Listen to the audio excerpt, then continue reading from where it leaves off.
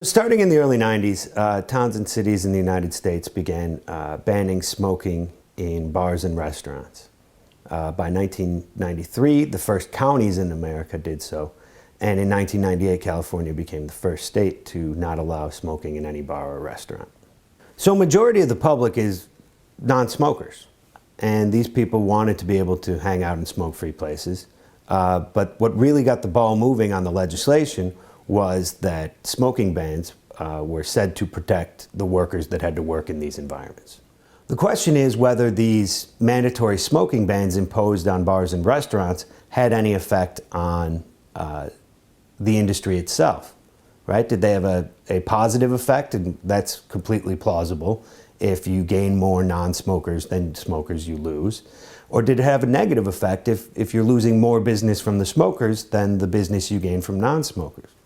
So in order to look at this, we need to take these areas and look at the ones that passed bans and look at the ones that didn't and compare them. But there's a fundamental problem with this. And that is that the law that gets passed in your area does not only affect your area. It also affects your neighbor. Now, if you and your neighbor have the same policy, then there's no real spillover effect here. But if you have a complete smoking ban and the neighboring county or city or state has no smoking ban, then there's an incentive for people on the borders to cross into the other jurisdictions. Right now, only 65% of the entire country lives under a full smoking ban. If 35% is reluctant to implement smoke-free policies because they're afraid it's going to hurt their business, when in actuality it's going to help their business, then there's something being left on the table here.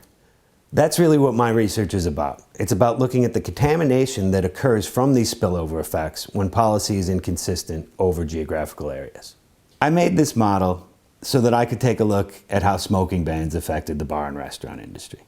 But that's just the beginning in my mind. Anything where the policy is not the same everywhere, I can take this model and I can control for these spillover effects. So if we're talking gasoline taxes, bar operation hours, right to work states, minimum wage laws, abortion clinic availability, prostitution laws, any of this stuff, speed limits, all of a sudden we've got something new and interesting to say about it.